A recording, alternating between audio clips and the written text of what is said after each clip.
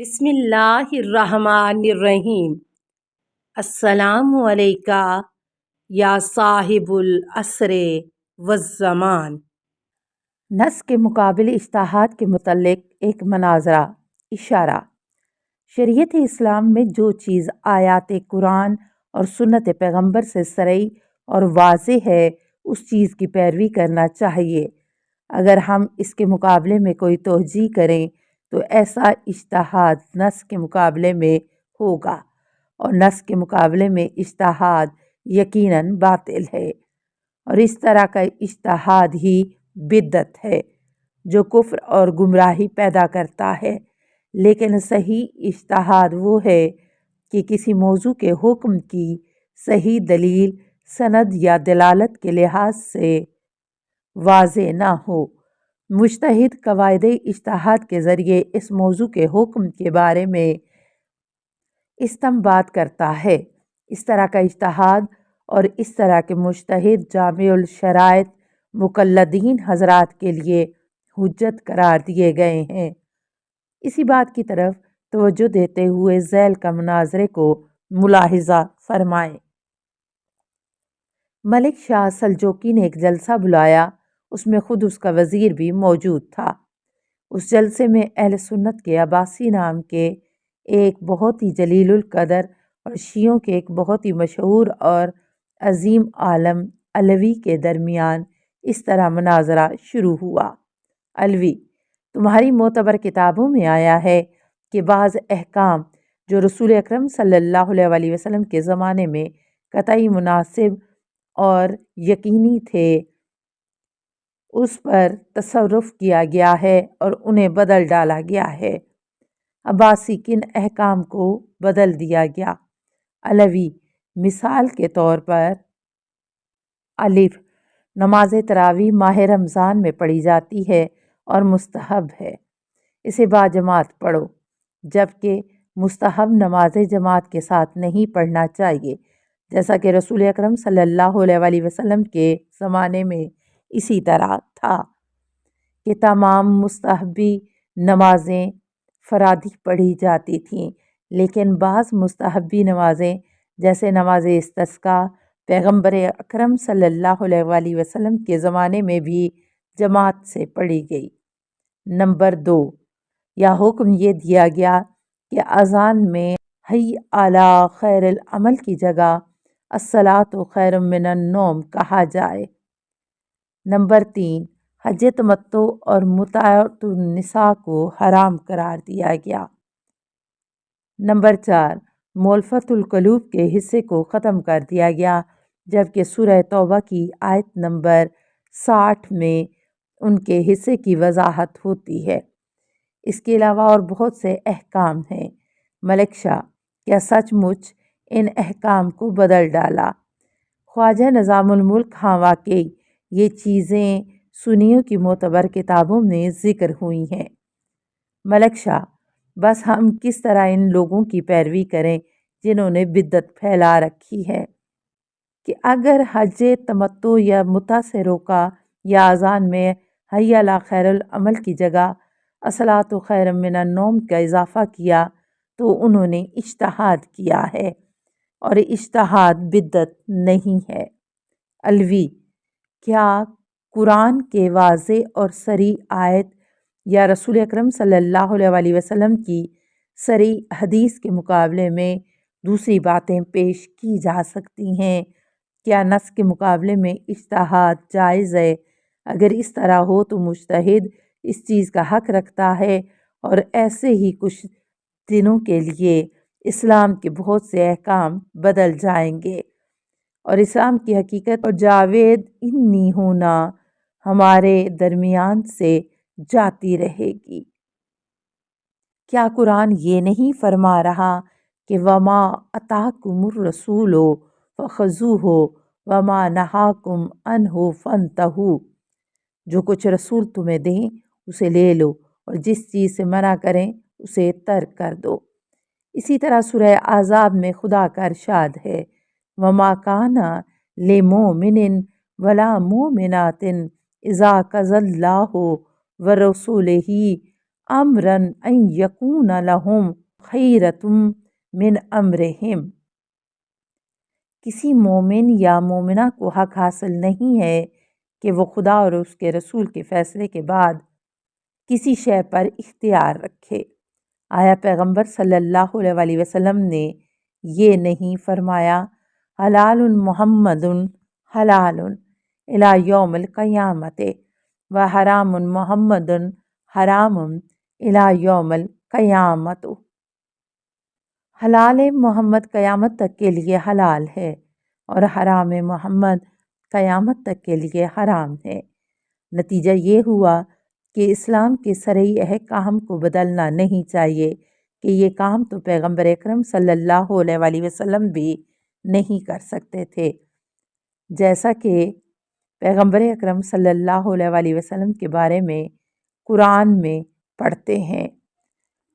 وَلَوْ تَقُولُوا عَلَيْنَا بَعْضَ الْأَقَاوِيلِ لَأَخَذْنَا مِنْهُ بِالْيَمِينِ ثُمَّ لَقَطَعْنَا مِنْهُ الْوَتِينَ فَمَا مِنْكُمْ مِنْ أَحَدٍ عَنْهُ حَاجِزِينَ۔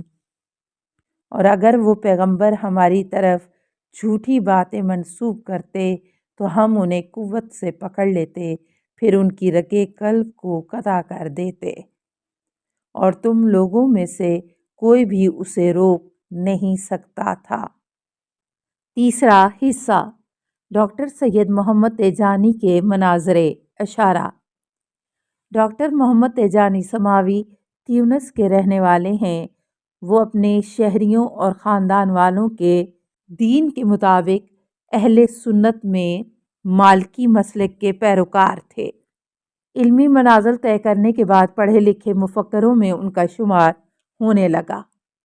ڈاکٹر محمد تیجانی نے اسلامی مذاہب میں مذہب حقہ کی تحقیق میں بڑے ہی ہوش و حواس کے ساتھ انتھک کوشش کی۔ اس سلسلے میں انہوں نے متعدد سفر بھی کیے، جیسے نجف اشرف میں آیت اللہ خوئی اور شہید باقر الصدر علی اللہ مقامہم کے پاس پہنچے اور نہایتی عمیق تحقیق کے بعد مذہب تشیع کو قبول کیا اور اپنے شیعہ ہونے کا قانونی طور پر اعلان کر دیا، اور اپنی اس تحقیق کو اپنی قیمتی کتاب ثم ادھیتا میں بیان کیا ہے۔ توسل کے بارے میں ڈاکٹر تیجانی سے آیت اللہ شہید الصدر کا مناظرہ۔ ڈاکٹر تیجانی پہلے مالکی مذہب کے پیروکار تھے۔ انہوں نے تیونس سے نجف اشرف کا سفر کر کے اپنے دوست کے ذریعے آیت العظمیٰ سید شہید الصدر کی خدمت میں پہنچے۔ انہوں نے وہاں پہنچ کر تحقیق اور مناظرہ شروع کیا۔ ڈاکٹر تیجانی نے پہلے اس طرح سوال شروع کیے۔ سعودی علماء کہتے ہیں قبر پر ہاتھ رکھنا، چومنا، صالحین کو وسیلہ قرار دینا، ان سے متبرک ہونا شرک ہے۔ اس بارے میں آپ کا کیا نظریہ ہے؟ آیت اللہ صدر نے فرمایا، اگر کوئی انسان اس عقیدے سے قبر چومے یا انہیں وسیلہ قرار دے کہ وہ بغیر اذن خدا کے مستقل طور پر ہمیں ضرور نفع پہنچا سکتے ہیں تو یہ شرک ہے۔ لیکن مسلمان خدائے وحدہ لا شریک کی عبادت کرنے والا جانتا ہے کہ صرف اور صرف خدا ہی وہ ہے جو ضر و نفع پہنچا سکتا ہے، اور یہ اولیاء خدا اور اس کے درمیان واسطہ اور وسیلہ ہیں۔ انہیں اس طرح واسطہ اور وسیلہ قرار دینا ہرگز شرک نہیں ہے۔ تمام سنی اور شیعہ مسلمان رسول اکرم صلی اللہ علیہ وسلم کے زمانے سے لے کر آج تک اسی نظریے پر متفق ہیں۔ یہ صرف وہابیت اور سعودی علماء ہیں جو اسی صدی میں پیدا ہوئے ہیں۔ انہوں نے ہم مسلمانوں کے خلاف ایک ڈھونگ رچا رکھا ہے، اور یہ لوگ مسلمانوں کے خون کو مباح بھی جانتے ہیں اور ان کے درمیان فتنہ انگیزی کرتے ہیں۔ یہ لوگ قبر کو چومنا اور ائمہ علیہم السلام کو وسیلہ قرار دینا شرک سمجھتے ہیں۔ اس کے بعد شہید نے فرمایا کہ سید شرف الدین شیعوں کے ایک عظیم محقق صاحب الکتاب المراجعات عید غدیر کے موقع پر خانہ خدا کی زیارت کے لیے مکہ تشریف لے گئے۔ وہاں دستور کے مطابق عبدالعزیز کو مبارکباد پیش کرنے کے لیے عید قربان کے روز تمام سعودی علماء 1153 عیسوی ہجری میں اس نے خود ساختہ وہابی عقائد کا اعلان کر دیا۔ کچھ لوگوں نے اس کی پیروی کی اور 1160 ہجری میں یہ نجد کے ایک دوسرے مشہور اور معروف شہر دریا چلا گیا، جہاں اس نے شہر کے حاکم محمد بن سعود سے راہ و رسم پیدا کی، اور پھر ان دونوں نے یہ فیصلہ کر لیا کہ مل جل کر اس نئے عقیدے کی ترویج کریں گے۔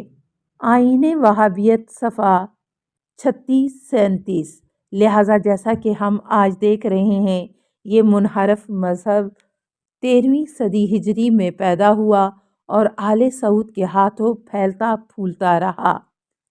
شیخ محمد بن عبد الوہاب 1306 ہجری میں مر گیا، مگر اس کے بعد بھی اس کے ماننے والوں نے اس کے مذہب کو قائم رکھا۔ البتہ اس کے ساتھ ساتھ اس کی بھی دعوت ہوئی، تمام علماء کے ساتھ ساتھ وہ بھی محل میں داخل ہوئے۔ لوگ مبارکباد دیتے رہے، لیکن جب آپ کی باری آئی تو آپ نے پہنچ کر عبدالعزیز کا ہاتھ پکڑ لیا اور اسے ہدیے کے طور پر ایک بہت ہی پرانا قرآن دیا۔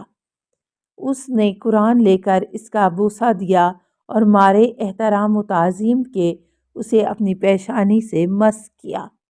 السلام علیکہ یا صاحب العصر والزمان، الامان الامان الامان من فتن الزمان، السلام علیکہ یا خلیفۃ الرحمن، السلام علیکہ یا امام الانس والجان، السلام علیکہ یا مظہر الایمان، السلام علیکہ یا شریک القرآن، السلام علیکہ یا قاطع البرہان، السلام علیکہ یا امام زماننا ھذا اجل اللہ فرجک وسہل اللہ مخرجک وظہورک، السلام علیکہ ورحمۃ اللہ۔ اللہم صلی علی محمد و آل محمد۔